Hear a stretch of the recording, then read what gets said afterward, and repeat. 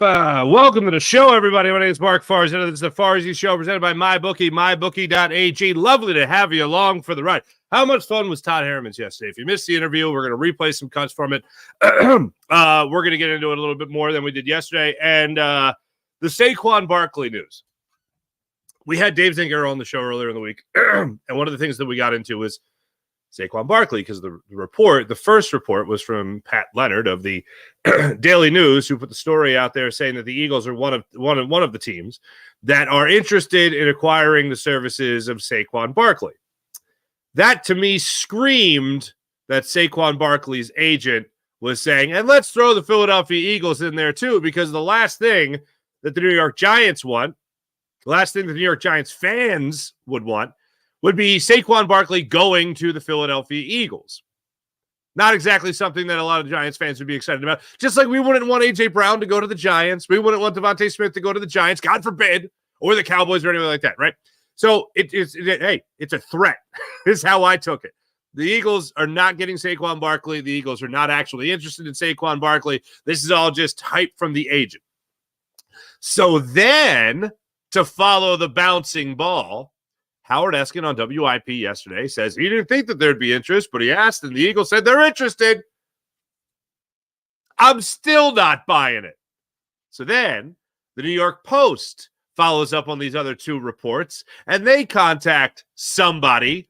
And yes, in fact, the Eagles are interested in Saquon Barkley. I ain't buying any of it. I have zero. Look, I am not saying that any reporter involved is making stuff up for a clickety-click, clicks. Not saying that at all. All I'm saying is, whoever the source is with the Eagles, it behooves them to say that they are interested in Saquon Barkley. And they don't have to be actually interested in Saquon Barkley. All they have to do is tell a reporter, yeah, we're interested, and that reporter is going to go with it. It's very simple. I don't buy it for a second. Folks, here's why I don't buy it. The Eagles, now look, this is my prediction. This is not what I want. Let me just state real quick what I want. I want Saquon Barkley. I would love to have Saquon Barkley on the Eagles. If you're telling me that I'm going to go to bed tonight with Saquon Barkley on the Eagles, or I'm going to wake up, the day after free agency starts in less than a week, officially starts, and Saquon Barkley is going to be a Philadelphia Eagle, I'm excited. I am very happy about that. I would love to have a player of his talent, his ability in the Eagles' backfield. Would love it. And it would hint at the idea of the Eagles actually, using a running back. How much fun would that be? That'd be fun, right? See that? That'd be great. Not happy. So, all right. That's my desire. I want Saquon Barkley on the Eagles. What I am predicting, what I believe, is that the Eagles don't have any actual interest in Saquon Barkley. The Eagles just want it out there that they're interested. Because where's the loss? Oh, well, we were in on Saquon Barkley. He goes somewhere else. Well, we were in on Saquon Barkley. Yeah, we were in, there was interest there. I can see Howie Roseman in this next press conference. Hey, what happened with Saquon Barkley? Well, there was interest there, but, Saquon made the best decision for Saquon, and you can't fault the guy for that. That's all that has to happen. In the meantime, just having other people believe that you're interested, other teams around the league believe that you're interested, most notably the Giants, or maybe even the Dallas Cowboys, believe that you're interested in Saquon Barkley, might drive up the price just a little bit, where somebody else is going to do what the Eagles are never going to do, which is overpay for a running back. Now, what's the smoking gun of all of it? Well, I'll tell you this, okay. So Miles Sanders got about $6 to $7 million last year from the Carolina Panthers, okay.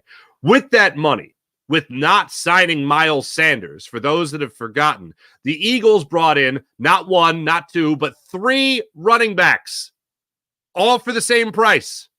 Less than four, actually, if you include Boston Scott in all of this. Depending on third or fourth, if you want to include Boston Scott or Rashad Penny, they still got four running backs for that money. So now all of a sudden, they're going to take a guy like Saquon Barkley, who made $10 million, $10.1 million after the adjusted cap last year when he accepted the franchise tag, essentially at a pro-rated price. All of a sudden, they're actually going to spend top dollar for a running back on this free agency market? That's pretty incredible. And you're going to pay him somewhere between, let's see, $8 to $15 million? Don't see it happening. Has that been the Eagles' MO? It wouldn't be unlike the Eagles all of a sudden going out and getting a linebacker that was in some kind of value. Not just somebody that, okay, well, let's hope this third-round pick pans out and can stay healthy. Oh, Zach Cunningham is still available in training camp. Let's bring in Zach Cunningham. Ooh, Miles Jack might still want to play football or might want to prepare for the zombie apocalypse. Let's bring him in. The Eagles look at the running back position and the linebacker position very similarly. They might actually value the running back position a tad bit more, but it's not exactly unlike how much they value the linebacker spot. I don't buy it. It benefits the Eagles to say they're interested, potentially drive up the price, especially by the New York Giants, who the last thing they want to see is Saquon Barkley running around in midnight green or Kelly green or in any winged helmet. They don't want to see that. So, yeah, we're interested. It makes the fans sit on the edge of their seats. Oh, well, maybe they're interested. I don't buy it for a second. Here's what I believe. I believe the Eagles want it out there that they're interested in Saquon Barkley. I don't believe that they actually want Saquon Barkley. I think that they're going to monitor the situation because, like me, I'm sure Howie Rosewood would love to see Saquon Barkley in an Eagles jersey. He's just not paying for it. If you can get a rock bottom price, then yeah, you're going to see it. It ain't happening, though, with Saquon Barkley. And when you look at Derrick Henry, you look at Josh Jacobs, you look at Saquon Barkley, this whole running back class of free agency, and also the idea that this draft class isn't supposed to be great for the 2024 NFL draft when it comes to the running back position. You could go after all the talk of Bijan Robinson last year going into the first round of the draft. There's no buzz around running backs this year going into the first round of the draft. You might even see the first 50, 60 picks without a running back even taken in the draft. So it's far different than last year. You're not bringing in that number one bell cow back stud running back out of this draft class. So when you're looking at Saquon Barkley and you're looking at this free agency when it comes to the running back position, there's a lot of guys that are going to want to get paid that probably aren't going to get paid that top dollar. You look at an average annual salary of a guy like Christian McCaffrey, for instance, is about $16 million. You look at Alvin Kamara around $15 million. Do you think Saquon, do you think Derrick Henry, do you think Josh Jacobs is going to get around that money? I think they get close to that money. Maybe you get into the $12, the $13 million range. But I'm looking at it, and I don't see a lot of guys that are going to be breaking the bank. I don't think we're going to get headlines of all of a sudden the running back position in the NFL is revalued again appropriately. Don't see it. Don't see it happening. Reading around on this and looking around at some of the other guys that are following this, like Pro Football Focus, for instance, they're putting it out there right now. They don't even have a running back in their top 29 slots in free agency. And when they do, they have Saquon Barkley, they have Derrick Henry, and they have Josh Jacobs, essentially 1, 2, and 3 as the running backs available. When in actuality, they're 30, 31, and 32, I believe it is, on their free agency track in terms of who's going to get paid, what's the most valuable, who's going to give you the most bang for their buck. It's a wild time, man, because you grew up watching these running backs dominate in the NFL. And then we saw the transition with how much of a passing league this really did become. Andy Reid certainly ahead of that curve. For those of us old enough to remember those days, certainly old enough. Wow. To watch that transition from that running league, run, setting up the pass, using that appropriately, good ratio to pass. And now you see the running back position, the shelf life of a running back just absolutely deteriorate. And you really have to look no further than the Philadelphia Eagles this year. Now, granted, Rashad Penny, a lot of injuries before he signed with the Eagles, but the Eagles hardly ever used him this year. And what was he active for? 4 games? This isn't a position greatly valued by the Eagles, and it's really not greatly valued by the rest of the league. Another example, Saquon Barkley himself. I'm not going to be franchise tag. Let's work out a deal. Okay, fine, I'll take the franchise tag. That's not good. That's bad. That's not good for a position. And you want teams to be throwing money at these guys? Long-term deals, guaranteed money? I'd be very surprised. You might see the sexy headline. Again, this is where the agents get involved. You might see the sexy headline of Saquon Barkley, 4 years, $60 million, something like that. No, I would be that. Just seeing that sexy headline would not surprise me, simply because those are inflated numbers, and all that really matters is the guaranteed money. But if you're looking at this upcoming season, you could see Saquon, Derrick Henry, Josh Jacobs, those types of guys, well, those 3 guys, you could see those guys get around 12, $13 million. You might see a big number in that first year, guaranteed money, and then almost nothing in the second year. which is odd because you, generally speaking, as a team, want to backload that contract. But if you want to get one of these bell cow guys that can change the dynamic of the game for you, you're going to have to pay him top dollar, close to top dollar, not $10 million, not 11, maybe 12 to 14, maybe 15 in the first year. But who's going to want to take that cap hit because there's no marquee guy coming out of the draft? You look at guys like Najee Harris, for instance, $12 million. I don't think you're going to have Saquon get less than that for 1 year, for first year with the team and whatever contract with whoever he signs it with. It's a very interesting time for running backs. I think they're going to get paid this year reasonably compared to what they would get paid in the past. But after that, I think there is going to be a huge drop-off. And what position in sports, when you really think about this, what position in sports is getting less money? No matter who you are, you're getting a lot of money. There's not diminishing returns on your playing. It used to be, and maybe, let's see, Christian McCaffrey obviously got paid, but maybe Ezekiel Elliott was one of the last guys to get paid for past performance and then just absolutely go in the tank. If you're on this running back market, if you're an agent for either three of the top three running backs, best of luck to you. It's going to be rough, especially after this year. I think these guys are going to have a profitable 2024 season, and then after that, it's going to be real touch and go because teams aren't going to overpay. The Giants didn't even overpay. The Giants had Saquon Barkley in their back pocket. They chose a mediocre quarterback in Daniel Jones just because he's a quarterback. If Saquon Barkley played like Daniel Jones, he wouldn't forget even his franchise tag. Forget even a reasonable contract negotiation. Excuse me. Forget an even reasonable request for a new contract in Saquon Barkley if he played at the level of Daniel Jones, not even thinking about it. But simply because of not because of the production, not because of the ability, but because of the position.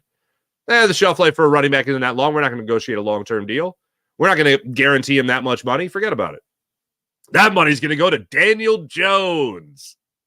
And then next thing you know, Tommy DeVito is sweeping the nation. And Tyrod Taylor's beating the Eagles in the second half of their first game and all throughout their last game of the season.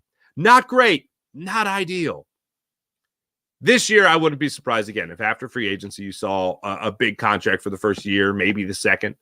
But teams simply are not going to overpay for that position, especially a team like the Eagles.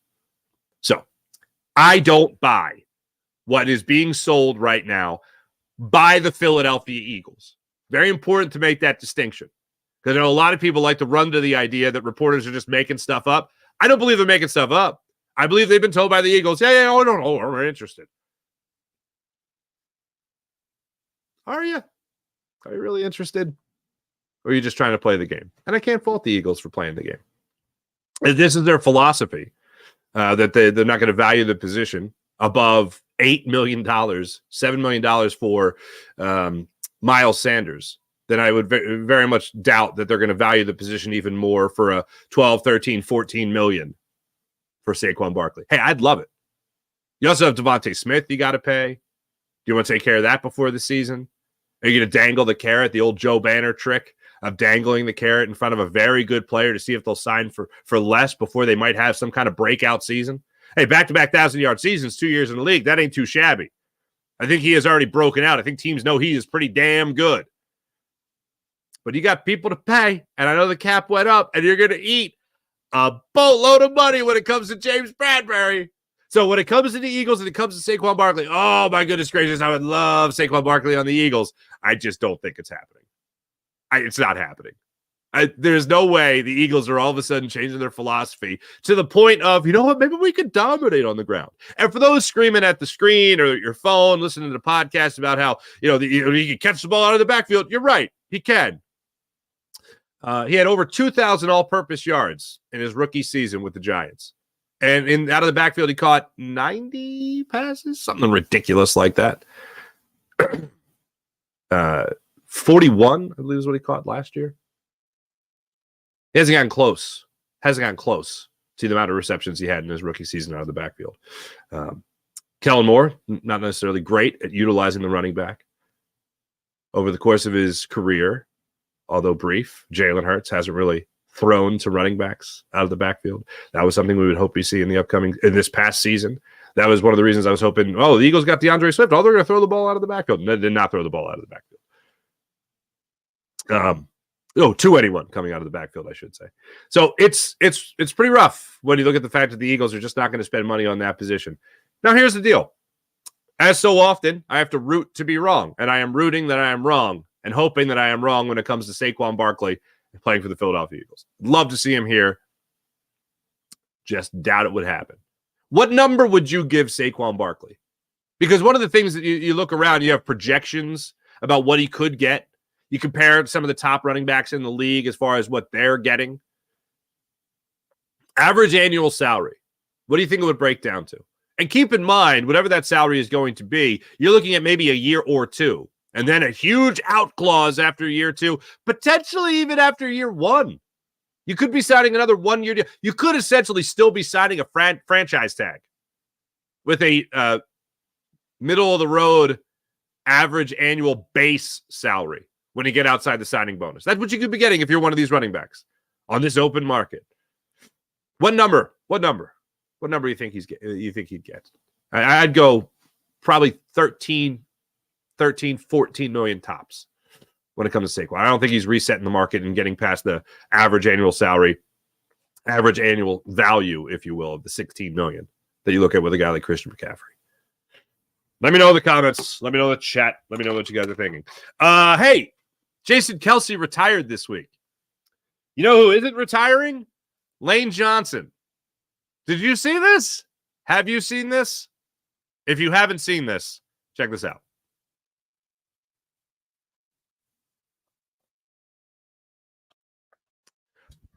For the people on the podcast, this is a video released by Rook's Performance on Instagram of Lane Johnson.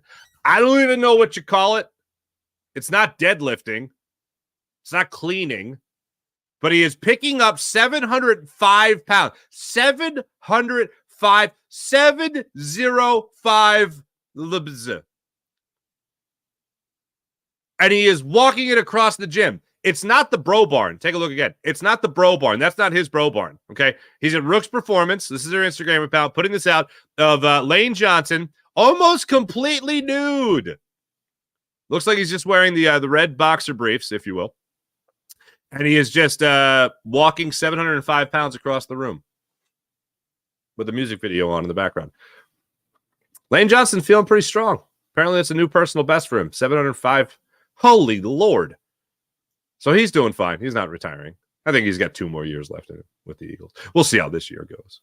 The transitional year without Jason Kelce on the line, could be a little bit different there for the Eagles. But yeah, so Lane Johnson keeping in tip-top shape there in the offseason.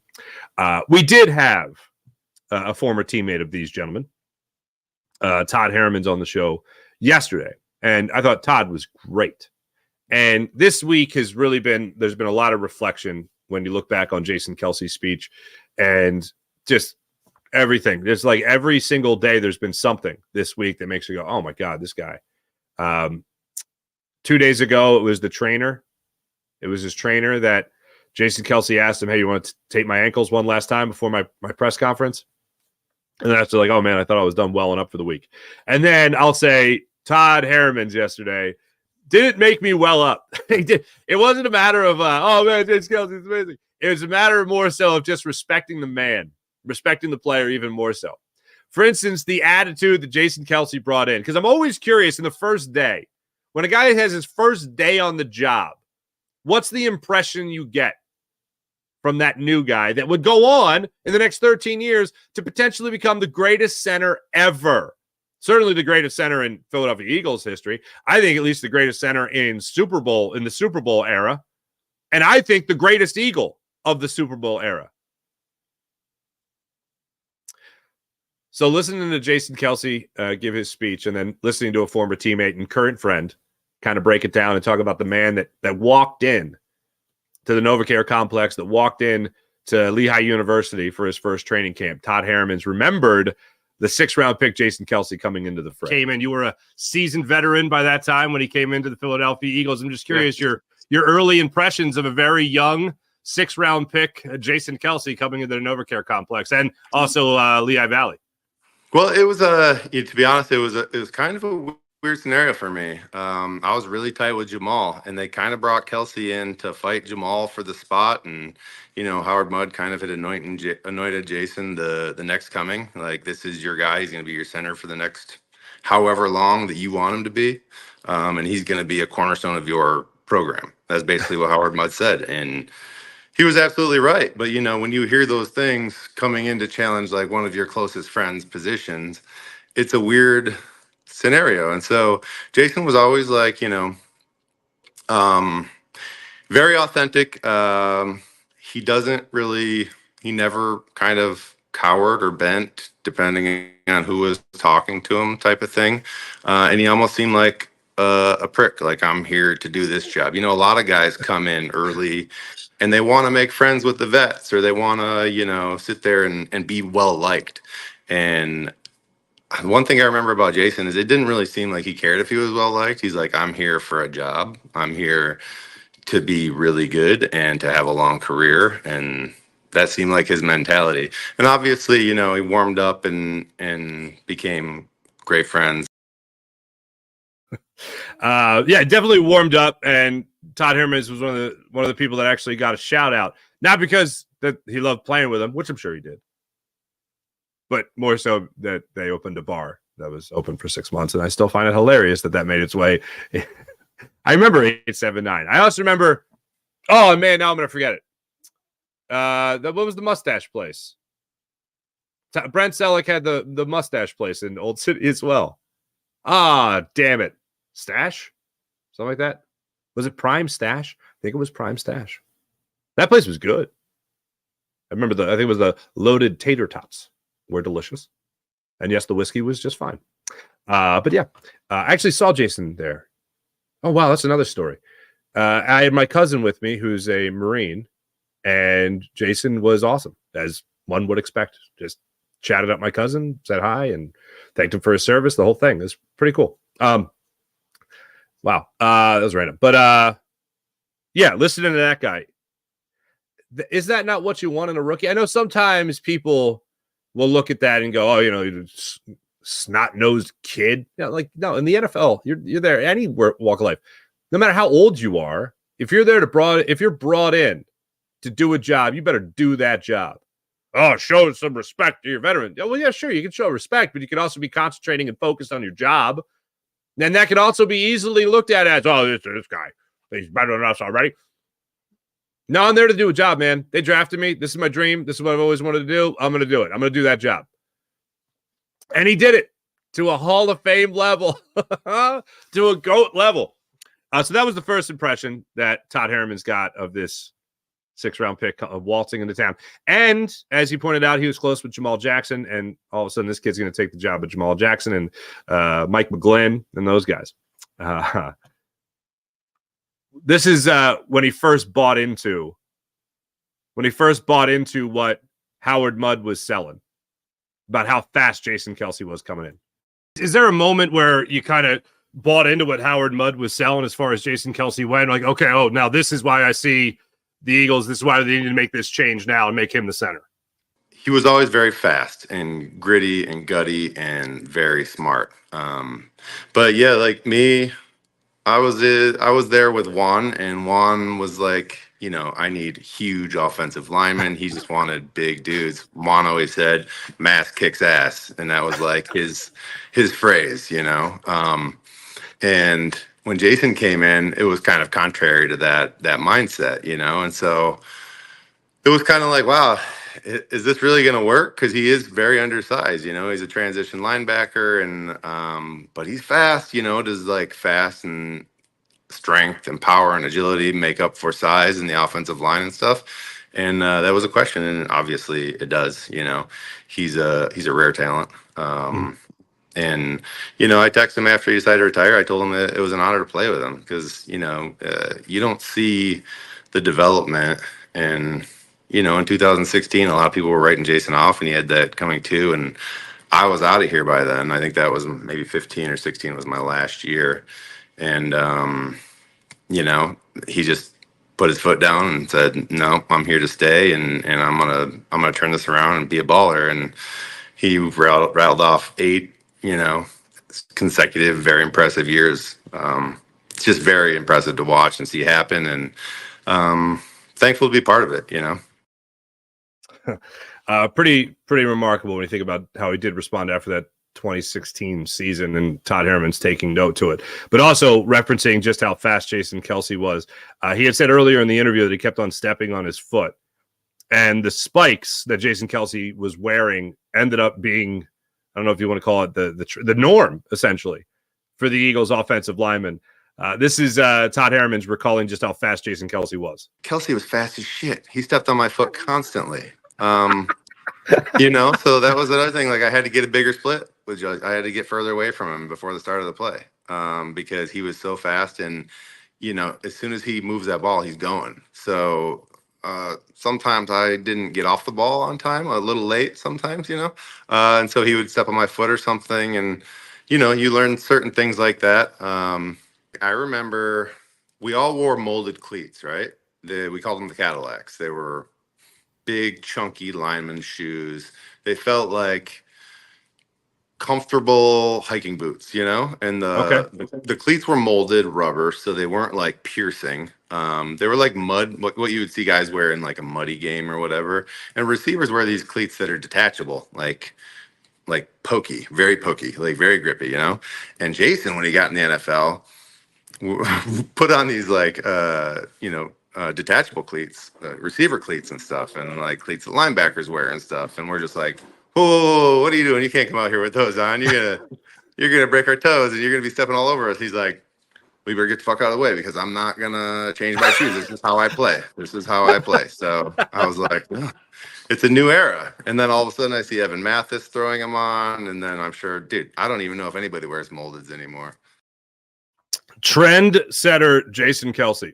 I love the idea of the guys coming out with those Cadillacs on and just being like, you can't wear soccer cleats, essentially. You can't do that.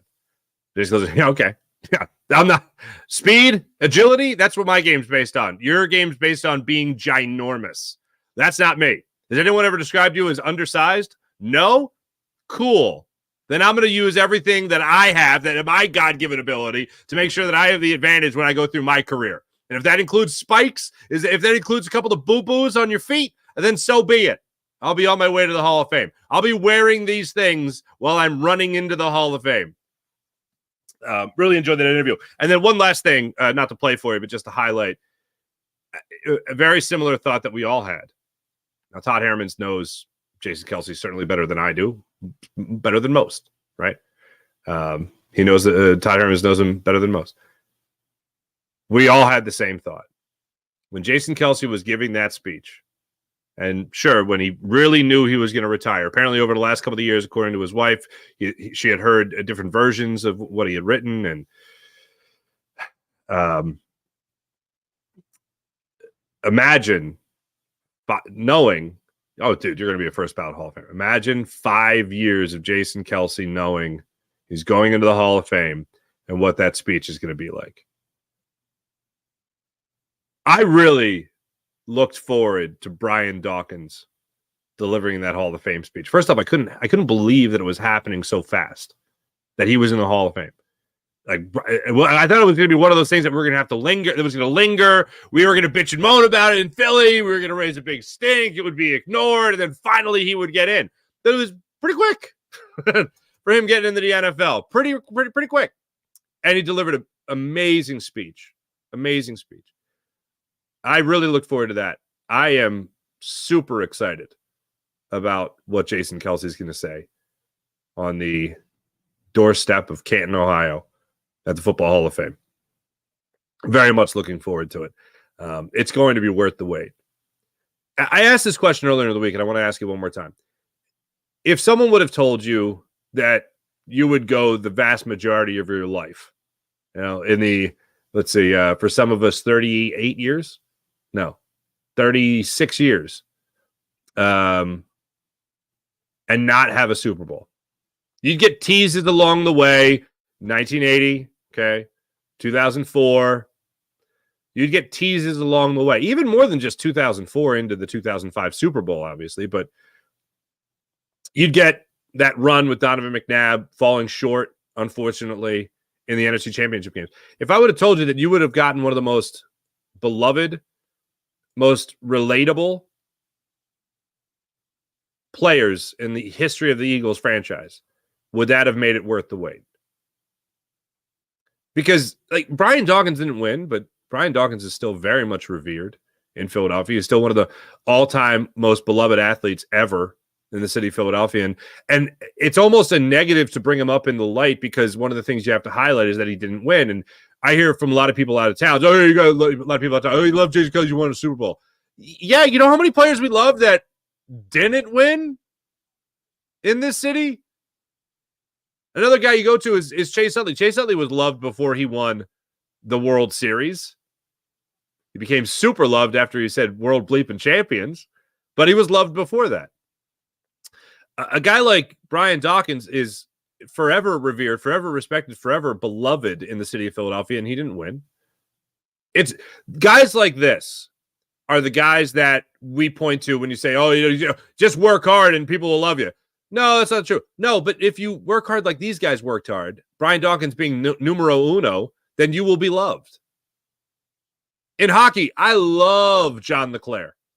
That was my guy. All right. In my era of my height Flyers fandom, loved John LeClair. Loved him standing in front of the net, taking a beating, and putting up 3 straight 50-goal seasons. Think about that. When are we going to see that again? We're not going to see that. Not with the Flyers. Like, I love guys like that. Just put it all out there. Absolutely took a beating, kept on coming no matter what.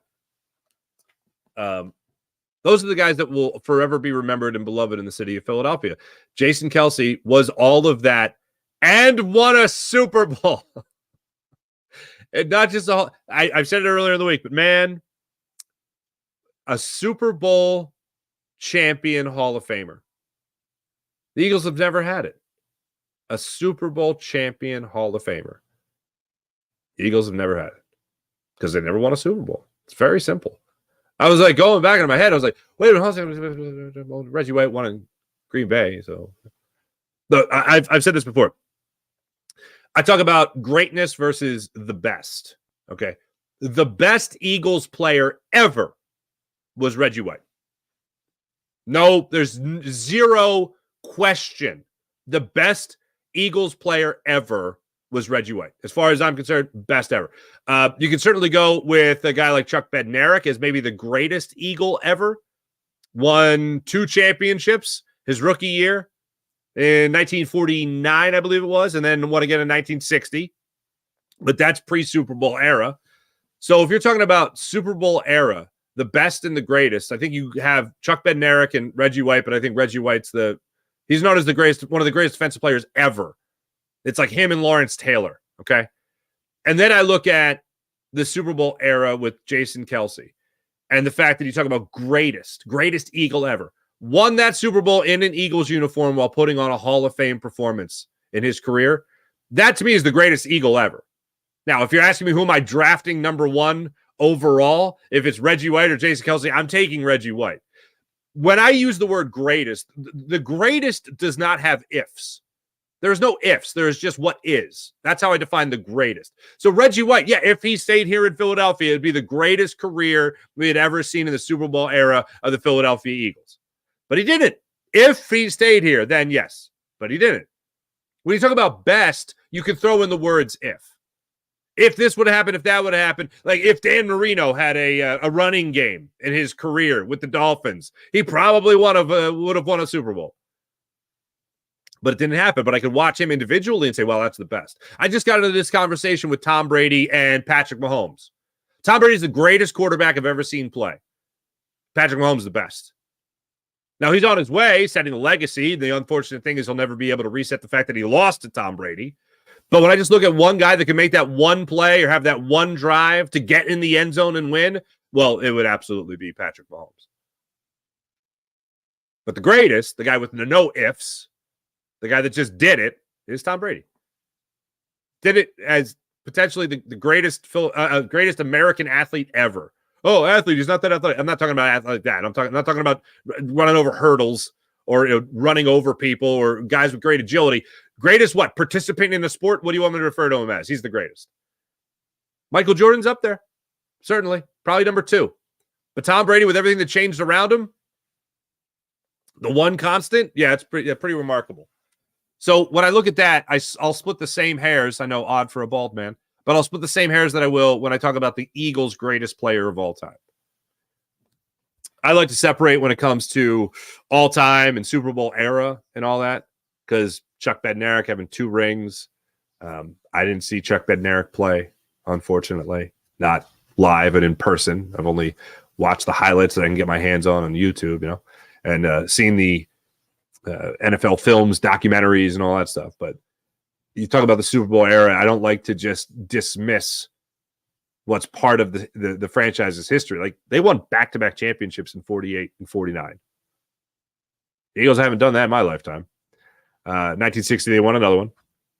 They weren't back in the championship game for 20 years until 1980. Lost. 2004, lost. And then they finally won in 2017 in the 2018 Super Bowl. Full-blown Eagle, start to finish in his career. What he accomplished, he's the greatest. He is the GOAT. I don't like throwing around the term GOAT because there's nothing greater than the greatest. You can say one of the greatest, but that's not the GOAT. There can only be one. And for me, the greatest Eagle is Jason Kelce. Were there better players? Yes. But the guy that actually did it without the ifs, if Randall would have done this, he'd be the greatest quarterback. If Reggie White stayed here in Philadelphia, would they have won a Super Bowl? Would he have been a career Eagle? All that. Those are the ifs. Those are I'm talking about the best. But when you're talking about the actual greatest, those are the people that there's no ifs. It's just what happened. It's just reporting the news. And that's what Jason Kelce is to me. Before I get into the chat check, let me tell you wonderful people about MyBookie, mybookie.ag. Download the MyBookie app to your phone. Take advantage of all they have to offer when it comes to the MyBookie app, mybookie.ag. Right now, download the account to your phone in MyBookie. Create an account, use promo code Farzi, and get up to $1,000 redeemable cash bonus at MyBookie, mybookie.ag. Want to bet on the world of hockey? Flyers. We'll get into them in the morning rush coming up in a second. Nice little win for them again over the Florida Panthers. Odd win, but a great win. You can bet on the Flyers. You can bet on the Sixers. Tyrese Maxey out again tonight. Womp, womp. You can bet on the Sixers right there at MyBookie, mybookie.ag. If betting on the world of sports ain't your thing, you can also bet on the world of television, your favorite TV shows. How about the world of politics? There was something that happened last night. I can't remember what it was. Something. The president was talking about stuff for a while. And then the other party, they were talking about stuff for a while about the guy they want. And I was just there as an observer of politics going, huh? How can I bet on this? MyBookie made it palatable for both sides. MyBookie, mybookie.ag. Download the app. You create an account. Use promo code Farzi and get up to $1,000 redeemable cash bonus. And MyBookie, mybookie.ag. How about the Game Time app? Want to go to the game? Want to go to the event? Want to go to the concert? Want to go to the comedy show? The Game Time app's where it's at to get your tickets. Download the app to your phone. Create an account. Use promo code Farzi. You get $20 off your first purchase at the Game Time app. They also have flash ticket deals, last-minute ticket deals, and all-in pricing. So by the time you're ready to check out, you don't have surprise fees waiting for you. The price is the price, ladies and gentlemen. So check it out on the Game Time app. Download the account, download the event, download tickets for the event, download the app, use promo code Farzi, get $20 off your first purchase.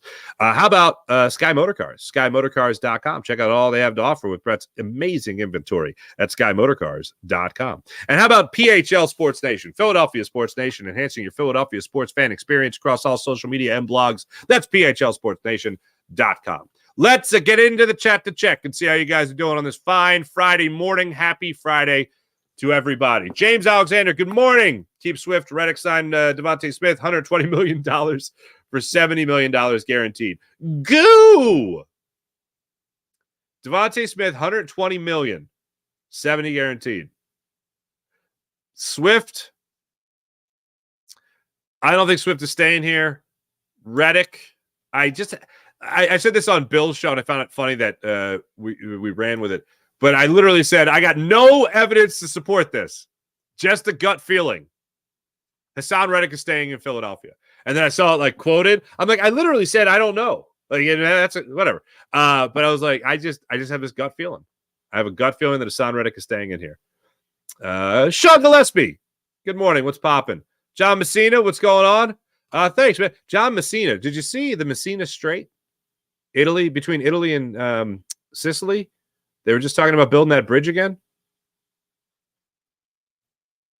It's going to be like a 30-year project or something like that. Hopefully one day we'll be able to drive from Calabria across the Messina Strait to Sicily. We can dream our dreams. Well, I can. I don't know. Anyway, Saquon Barkley in a non-run offense. I know. Isn't that crazy? I want Swift back or take a Jack fourth big bruiser. Okay. In the fourth round. Okay, gotcha. Yeah, I'm with you. That's what I think they're going to do. I think they're going with a rookie running back. I think it's going to be Kenny Gainwell, a rookie, and then, Boston Scott's still around? Let's keep him around. Rashad Penny's still around? Let's keep him too. That's how I think they're going to shake that out. Saquon had too many injuries the past couple of years. He played 14 games last year. He had the ACL tear 3 seasons ago where he only played in 2 games, but still pretty damn good. Ridiculous. Good morning, Farzi. Saquon had interest in the Cowboys, so we are just helping drive up the price to cost the Cowboys more. The Cowboys and the Giants. Very good point. April, what's going on? Good morning, April. James, that's my number one concern. The injuries, yes. Sean Kilrain, good morning. Sean Kilrain, hey, Howie, go out and get Josh Jacobs. Oh, wait, I'm sorry. We don't run the ball. See, that's the other thing. When it comes to anyone of note, here's the deal. Whoever the Eagles get at running back, what did I say this about? Oh, man. I said it about the Eagles offensive coordinator. No, I didn't. I said it if the Eagles fired Nick Sirianni. If the Eagles fired Nick Sirianni, the next head coach would be somebody that you would have to Google. It wouldn't be someone that you'd be like, oh, I know a lot about that guy because he's so popular. No. Like if it was Jim Harbaugh, you wouldn't have to Google Jim Harbaugh. You know Jim Harbaugh. But if like the Eagles hired Nick Sirianni after Nick Sirianni, you'd be like, who the hell? What the? With the Colts? They're not going to bring in a running back of note. Brian, I disagree. Saquon is coming home. He's going to take a versatile motion offense by storm. Kellen Moore will use him. RT. I'm sorry, I'm out on the RT. Use him right? I hope so. I disagree. Saquon Barkley coming home. He's going to take a versatile motion offense. Brian, I root for you to be right. I hope you're right. But I don't think you're right. You have stated my desire. I would love to see Saquon Barkley here. Saquon Barkley is not coming here. Blake Corn from Michigan. Would be nice to draft. Ardrick is to me. Well, okay. But those guys still aren't what they're projected late second, early third. I'd be fine with that. And I think the Eagles would be too. Slightly used J.K. Dobbins. I have this weird feeling they could get Dobbins on the cheap. McCaffrey showed how an elite running back can help transform a team, though. I agree.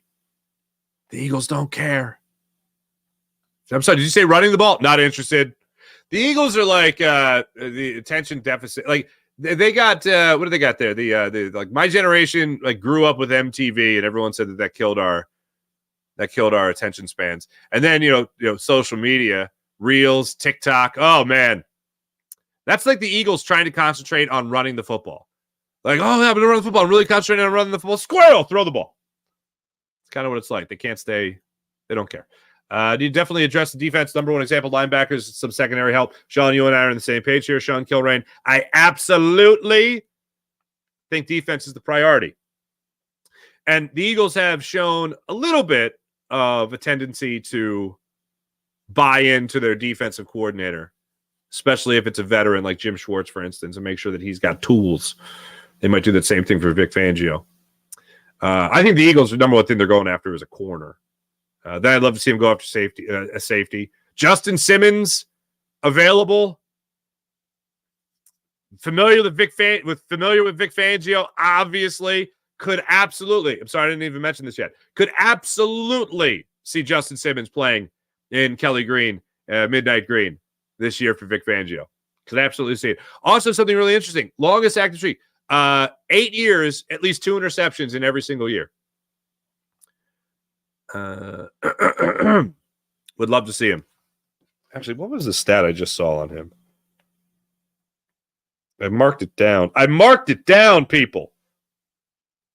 Most interceptions since 2016. Justin Simmons with 30. Xavier Howard, 29. Kevin Byard, 28. J.C. Jackson, 26. And not too shabby. We'd love to see Justin Simmons patrolling the secondary. Also, I think I actually did mention this yesterday. Olivia Reiner, the Inquirer, caught up with Justin Simmons at the Pro Bowl. And just him and Patrick Surtain were like gushing over Vic Fangio. Laz Eagles 215 just told my wife, could y'all imagine Saquon and Swift? So you think they're going to double down on the running back position? Not get 1, but 2 number 1 backs? Keep Swift and have Saquon here? Yeah, I'd love to see it. That would mean a philosophy change. That would mean a philosophy change for your Philadelphia Eagles. Saquon wants Philly. I hope so. 2 years, $20 million. 2 years, $20 million, says Lays, of Saquon Barkley. 2 years, $20 million.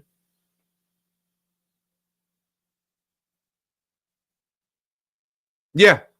I think that's actually fully guaranteed money. You might get a bigger show me number. Like, 30. But yeah, that I think you're in the right ballpark. Ridiculous. That's a farmer's walk that Lane is doing. Okay, let's look at the farmer's walk one more time. There it is. The farmer's walk. Thank you. It's been a while since I've done that. Wait, no, never done that. I actually just started lifting again, which you could probably tell. Is Mark all roided up? No, not roided up. This is all natural, man. It's all natural. When I say lifting, I mean I just started doing bench press again. We moved a year ago. Finally picked up the weight set from my it was in my storage, also known as my parents' basement. Picked it up, reassembled it, started pumping the iron again. I picked things up and put them down. What else am I playing? I'm a moron. Come on. Ooh. All right, hold on. I see some spicy meatballs here in the chat. We're coming up on them. Here we go. Eric Wisniewski, that's scary, 700 pounds. 705 pounds. Of course, Farzy notices the nudity foremost. Not that there's anything wrong with that. How do you know? How do you not notice? Anyway, Lane is doing farmer's walk with 700 plus pounds. That's what it's called, Farzy. Thank you, Sean Kilray. I can see why it's called the farmer's walk. Undersized 6th-round center with a Super Bowl win and capped his career off with 6 All-Pros in 7 years, including his final year. GOAT! Says ridiculous. I wonder. Eric Wisniewski, I wonder what my Lotto's workout is. Pushing American Bison backwards? Is that a cow tipping reference? Kelsey started as a walk-on running back at Cincinnati, transitioned to offensive line, hence the quick feet. Running back, linebacker, and then O-line. Yeah. Pretty incredible. Ooh, what? Money? Rodney Burton, what's going on? Draft question, Penn State's Chop or alignment? Oh, Chop. Oh, I love Chop. Big fan of Chop. All about the Chop. More play action with Hurts. Can Bradbury redeem himself? All love from Switzerland. Hey, Switzerland. Rodney, we met, did we not? I believe we met. Unless you're the same guy watched me in Switzerland. I don't know. But what's going on, Rodney? Big fan of Chop. Got a great pro day. What were the numbers on him? Or not pro day, combine. I remember who the hell was it? Was it Louis Riddick? I think it was Louis Riddick. He was all about your boy. Oh, man.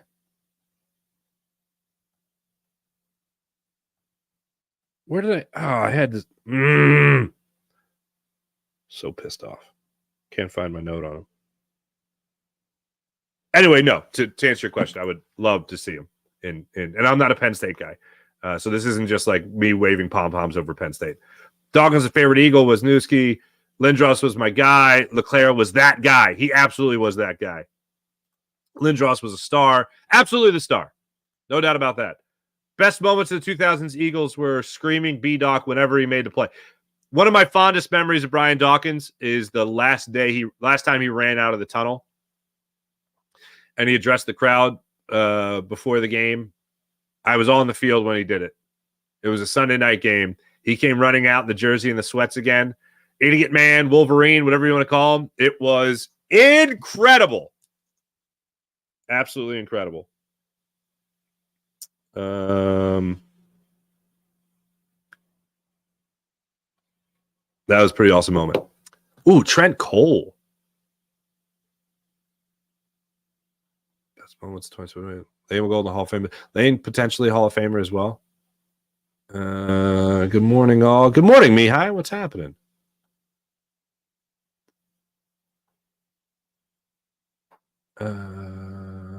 Greatest flyer, Bernie Perrant. I would agree. Reddit going nowhere. Inside info. Ooh, there you go. Ridiculous.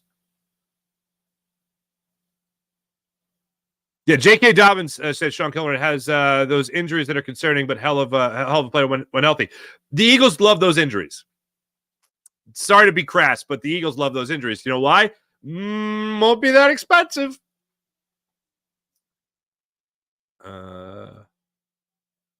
Mark Zumoff, brother Farzi. What's going on, Zoo? If that is the real Zoo.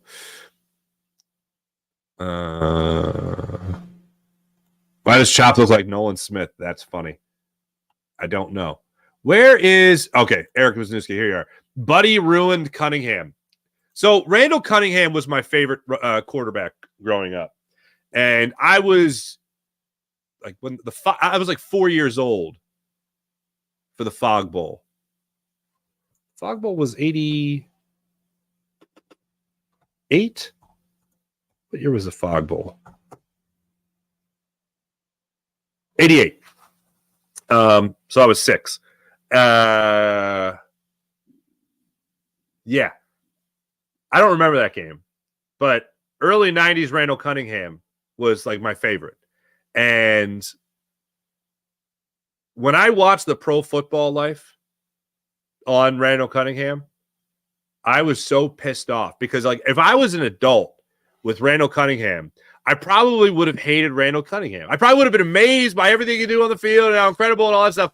But then like the Whitney Houston story about like leaving a preseason game to go to a Whitney Houston concert, like everything that's around it. And I also probably would have been really pissed at the Eagles. So I probably would have been, I probably would have been exactly the same as I am right now. Pissed at the Eagles for never getting him help. But yeah, I was like pissed off about what could have been. Speaking again about the best versus the greatest. Randall, hell of a lot of what ifs. Hell of a lot of what ifs. So yeah, unfortunate but true. Thanks everybody in the chat. You guys are wonderful as per usual. Let's get to the morning rush brought to you by Sky Motorcars, SkyMotorcars.com. Listen to this. Flyers last night. They win against the Panthers. Second time they beat one of the best teams in the NHL in the Florida Panthers this season. They win 2-1. They score the first goal of the game 10 seconds into the game. Opening faceoff, go down the other end, bada boom, bada bing. Flyers go up 1-0, just like that. 10 seconds. 10 seconds in. Tied for the fastest goal scored on the season. They did that 10 seconds into the game. 10 seconds into the second period. Then the Flyers don't score again until 25 seconds left in the third period. And they're able to get the 2-1 win over the Panthers. So not too shabby for your Philadelphia Flyers. They pick up the win. They improved to 33-23-8 on the season. Happy to see that. Trade deadline. I'm not expecting much more from the Flyers. I know people have been... The latest report is people are circling back on Scott Lawton. I don't want the Flyers to do anything crazy. Don't do anything stupid. Please. There you go. And I already mentioned it. Flyers or Sixers back at it tonight. No Tyrese Maxey will miss his third game with a concussion. Thanks for watching. Thanks for listening. You guys are wonderful as per usual. Hey, more of me later today on Fox 29. Hopping over to the studio right now. And also, I'll be on the Fantastic Sports Show tonight on Fox 29 as well. Thanks for watching. Thanks for listening. You guys are great. Hit subscribe, hit like, and all that fun stuff. I'm Mark Farzetta. This is the Farzy Show presented by our good friends at MyBookie, mybookie.ag. See you guys on, see you on Fox tonight, in about an hour, and then see you again tonight. See you guys then. Bye.